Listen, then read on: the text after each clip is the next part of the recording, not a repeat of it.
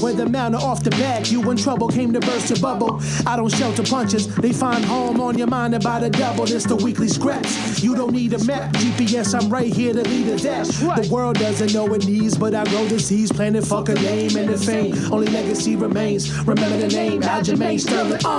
It ain't motherfuckers.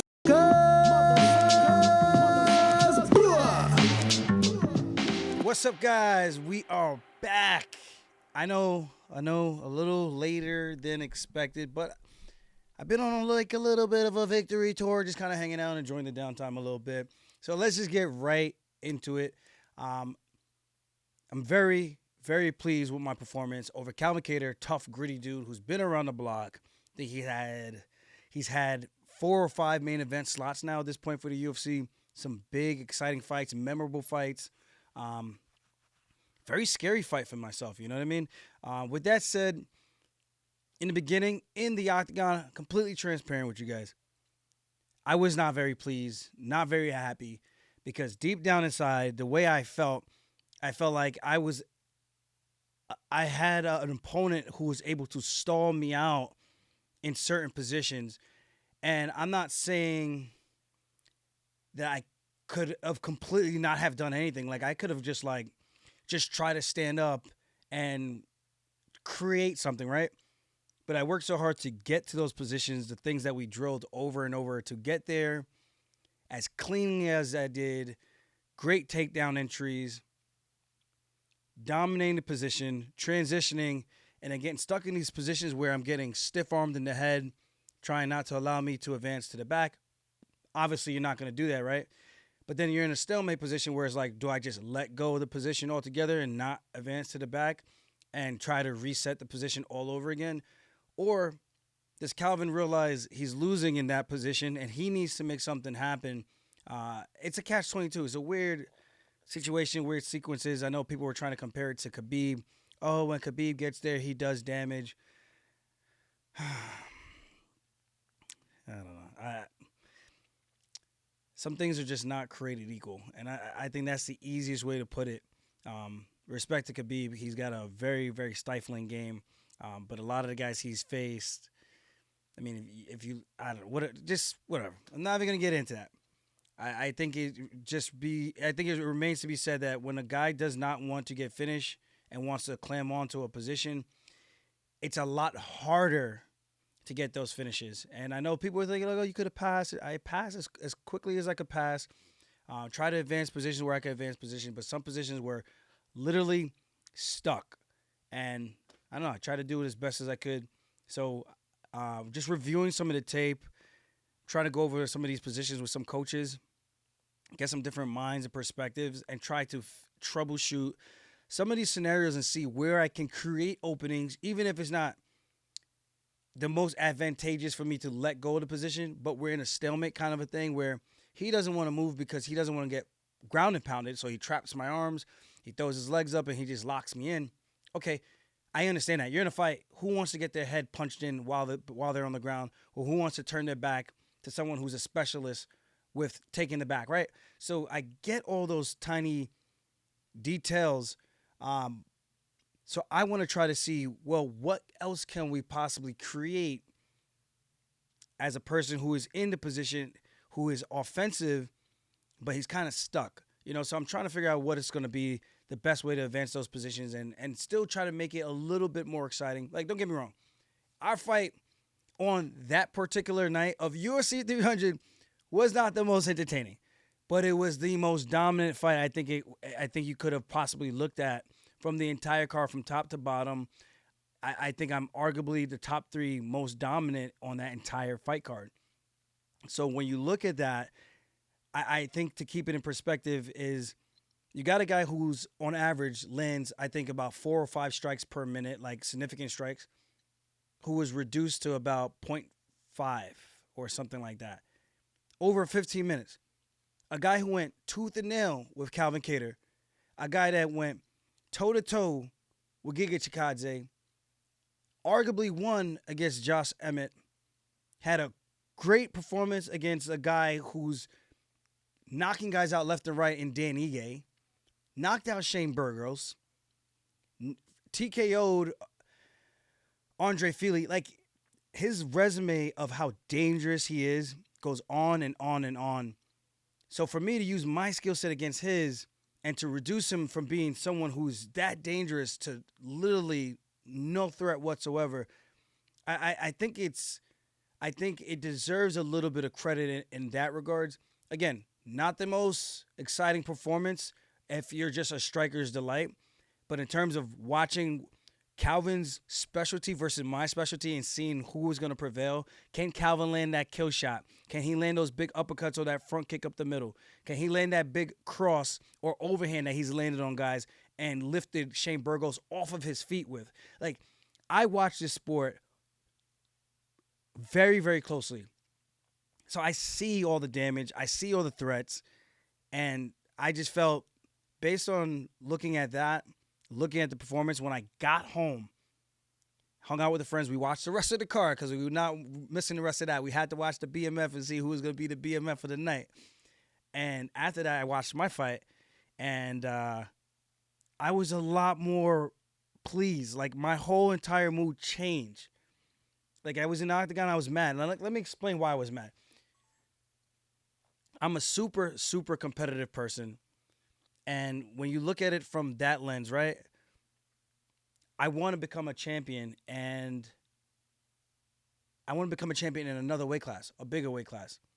And if I can't do that, or I don't mean not to say that, if I can't do better in a situation where I felt like, yeah, I got to dominant positions, but I couldn't do jack shit with it because my opponent was good enough to stalemate me, then how on earth am I going to be the guy as dangerous as Ilia Topuria who can grapple his ass off? That's my mindset. That's my thinking. So I was very broken up about it because I'm like,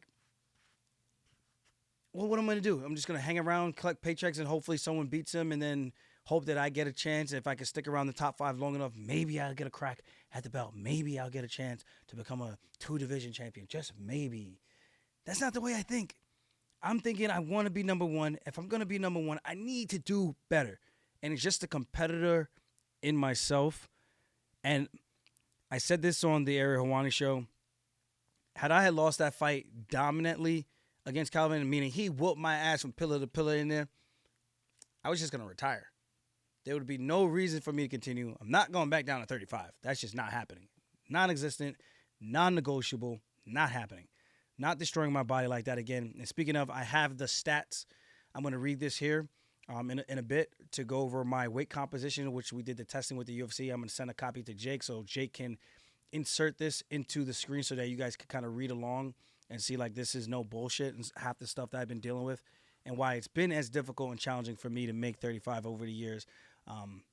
And hence why that turnaround in the one before this really, really killed me because it's just not easy doing that.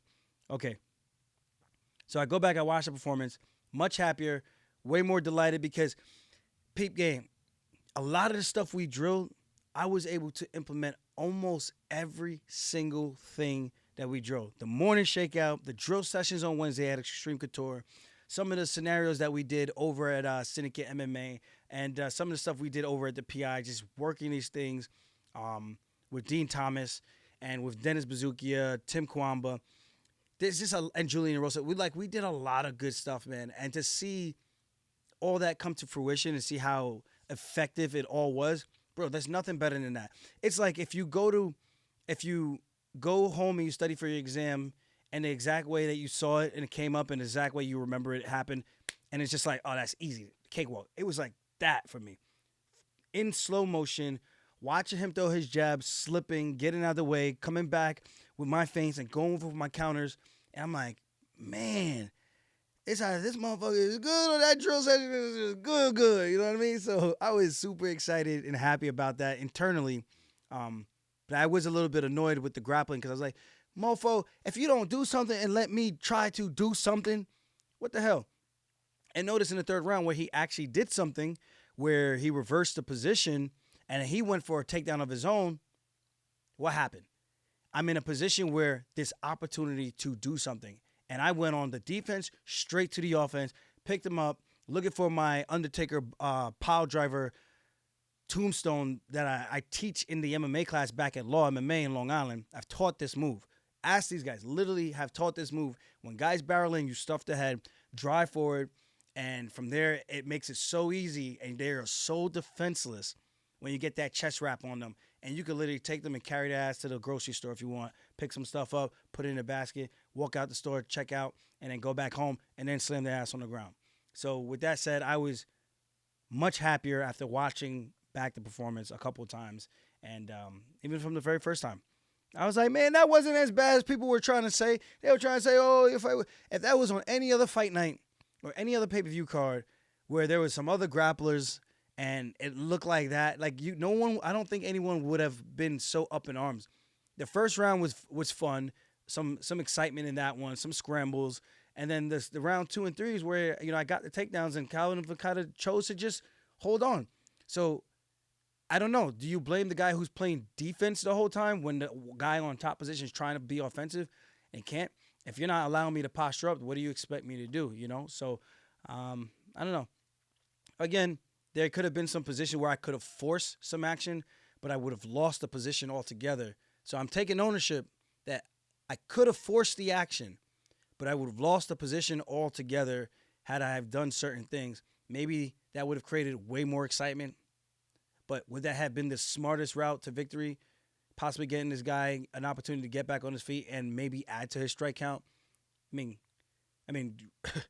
I don't know, man. I felt like it was a pretty damn good fight and smart on my part. And I think it puts a lot of the division on notice of my capabilities in the grappling department and what I can do. And there's some good fights with that. So, again, that's what my performance.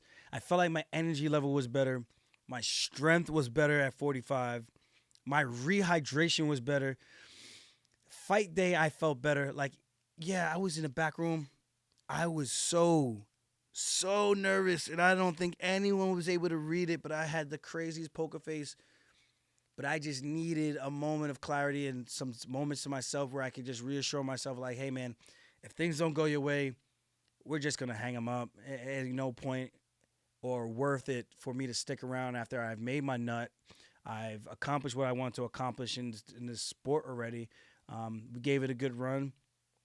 And but I told myself, but whatever you do, you are going to fight your freaking balls off the entire time, and you will not quit on yourself. And that was here for me, So with that said, it was the most nervous I've ever been in the back room before any fight, and for rightful reasons. Like I said, look at the fights that Calvin's had, man. He's put some beatdowns on some people, and he's willing to go there. I just felt like he was very frustrated. He didn't have money options. I know his takedown percentage was extremely high, but I think I did a pretty good job of doing my homework, staying dialed in, and a lot of the stuff that we saw on the tape, we were able to capitalize on that in training and make the most out of it, and that was able to transition and translate into the fight. And I think that's the new way people need to start training, not just going to like team practices. You need to be doing specific work, being selfish when you need to be selfish, and when it's time for you to return the favor for your training partners, you got to do that, man. That's the way it's got to be done if you want to get growth, you want to have the best performances that you can. Repetition, repetition, repetition, and controlled. Not one guy getting their ego stroked and then feeling like, oh, you did a rep too hard, so now I'm giving you resistance, now we're sparring. Nah. You got to have that shit squared in and dialed away. And hopefully I could do more of my camps like this with a guy overseeing it. Because back in my majority of my UFC career, it was pretty much me overseeing most of it. And, I would ask questions with the coaches and stuff, but it's never been like, them sitting there and just watching the entire session and kind of going through the feedback with me. So to have some sessions where it's like that, where I could kind of point some teammates, like, guys, I need emphasis on these certain things. This is what I want it to look like. Can we make sure this looks like this? And if it doesn't, please say something. Stop it. Correct it. Tell me what you're seeing. And I think that's where you make those gains. I credit guys like Ilia Taporia, his training camps, Henry Cejudo, Sean O'Malley. I forget some of these other guys, like Francis Ngannou, John Jones. A lot of these guys, they tailor their camps around them. Bo Nickel. And when you could do that, you get the most out of your training sessions. and the most out of your partners, the most out of your body, and the most out of your time. Because time is something we do not get back. And you have to make sure you are investing the best parts of you that you can to get the most out of it. Capiche? You understand what I'm saying? Capiche? With that said, with the weight, so transitioning, how about Max freaking Holloway? Insane fight. And when I say insane fight, I'm really talking about the highlight reel of a century in terms of the ending. That ending was so cold. It's just the flying, jumping wheel kick that Gaethje throws at him. He gets up. Max points to the center. Tell him, let's go. They start swinging. And then he points back to center. No, let's stay right here. Start swinging. They go slinging leather. And then Max goes almost like a shoe shine. Pop, pop, pop, pop. Boom. Right hand over the top of Gaethje's left. Does not see it coming. Clean on the chin. Puts him out. That is unreal. That is some bad mother efforts. That's some bad motherfucker shit right there. Like, nobody can say anything about that. Now, it gets interesting. Because what is the point of Max Holloway going up to 140, 155 to fight arguably the guy who should have been fighting for the belt against Islam Makhachev? Dustin Poirier is fighting for the belt, obviously. So Justin beat Poirier. He rolled the dice, took a fight with Max that he did not need to take, right? Pretty much had a guaranteed title shot. As far as I'm sitting, he was next in line. He beat the guy who's now getting the title shot in a crazy fight. So when you see that, he's rolling the dice. He's got all the risk. Max beats him. Why is Max going to go back down to 45? Yeah, I get it. You're a bad motherfucker. Like, you're going to do what you're going to do, right? I get that, Max. But my thing is, well, you beat the next guy. You're next in line. So what happens? Do you fight to Poirier? And if you win, do you stay there? Or do you say, I'm going to go right back up to 55 because I got some unfinished business or where I left off? So it's a very interesting thing. I'm just trying to make sense out of it. Like, what is the game plan here? What is the play? Obviously, the Topuria fight is a big fight for Max Holloway. 145-pound king, probably the GOAT of 145, in my personal opinion. I mean, you got Volkanovski. I guess that's kind of a tough one. But then you got Volk against Yair, Volk against Ortega, Volk against Max 3 times. But then you got Max who beat Edgar, he beat Aldo, he beat Ortega, he beats, and then he going on that crazy. I mean, they're both like, they're right. I guess they're neck and neck, but then I guess you could make the case for a prime Jose Aldo at 145 too. All right, so I don't even know. Scratch that. But you got one of the best guys to ever do it at featherweight. Like, where do you go from here? Like, this fight, it sells crazy. You don't need to tell anyone. You obviously going to promote it, but you don't need to do much promotion because the fight sells itself. Ilia Poirier, huge overseas in Europe and probably huge over here in the States now, I would imagine. Fought in Anaheim, California, big audience. A lot of stars were out for that, so I'm pretty sure he's a rock star in the States as well. And then you got Max Holloway, who's a fan favorite, loved and adored all across the world. I cannot see how this pay-per-view couldn't sell at a minimum 700,000. Minimum. And if people decide to stream it instead, shame on you, man. This is a fight you should pay for. If there's any people out there who put it on the line, it's a Max Holloway, it's an Ilia Topuria who walks the walk, talks a big talk, but walks it.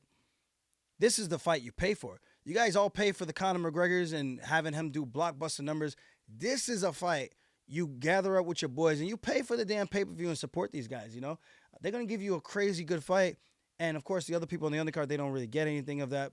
But I think it's a fight that deserves, even if it's a one-off, like boxing, how they usually have just the one fight that's really good. I think at a minimum, 700,000 buys.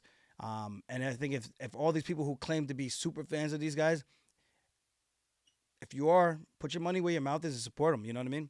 It's a huge title fight. Great opportunity for both guys. to showcase who they are again. And if Topuria were to beat a guy like Max Holloway, and if he were to finish a guy like Max Holloway, whoo, child, that puts him in a whole different league. And the talk on the interwebs is getting a little spicy, and I like that. I like when there's a little bit of banter, man. It just makes it more entertaining, more fun to watch, and someone's got to eat their words. That's all it's about for me. It's all competition. Both these guys want the same damn thing, and only one of them could come out on top. And that's what I love about this sport. It's so crazy. It's wild. It's scary. But there's the excitement and the thrill of it is just is second to none, man. I can't think of any other sport that's as exciting. Boxing is cool, but I think at the highest level of MMA, and even the low levels, man, there's just so much more action. So there's so many different ways to win, so many different scenarios. Guy coming back at the last second of a fight, getting knocked out. Come on, man.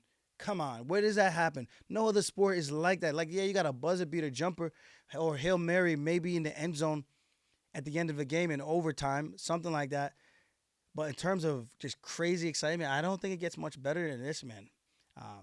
Two people just going at it, and that's it. So to answer your question, Jake, I don't know if this does a million buys. I mean, in my personal opinion, it should.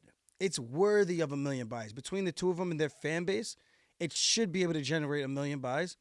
It's just whether or not people are going to go out there and stream the fight and say that, go up to your signing and tell you they're fans and they buy all your pay-per-views when they're streaming it, right? It's just so crazy sometimes the way people can be. Real quick. Next up we have Brian Ortega versus Movsar Evloev in terms of who I would like to fight next. Both of these fights are a grappler's delight. If I were to fight Ortega, he's a guy, if you take him down, he ain't going to hang out on his back. He's looking for triangles. He's looking for arm bars off of his back. He's looking for Kimuras. He's looking for up and over sweeps, umpas. He's looking to jump guillotines. He's doing it all. Flying triangles. He does it all. You got Movsar Evloev, mostly just grappling, gets to that Dagestani position that they're mostly known for, where they get behind you, they kind of just lock their hands and hang out there. But if they get to triangle your legs and beat you up, then they take advantage and they grind you down until you're like nothing. Very tough matchups, both of them. I think that my wrestling would easily go toe-to-toe with Evloev. Easily. I don't think there's any difference in how good his wrestling is compared to mine. I don't know if he has a judo or sambo background. That could maybe add a little bit of a wrinkle to the game. But some of the guys he's grappled with, I've grappled with them, and I like to think even when I'm out of shape and have grappled with those guys, I'm pretty competitive, right? So that's just my honest assessment.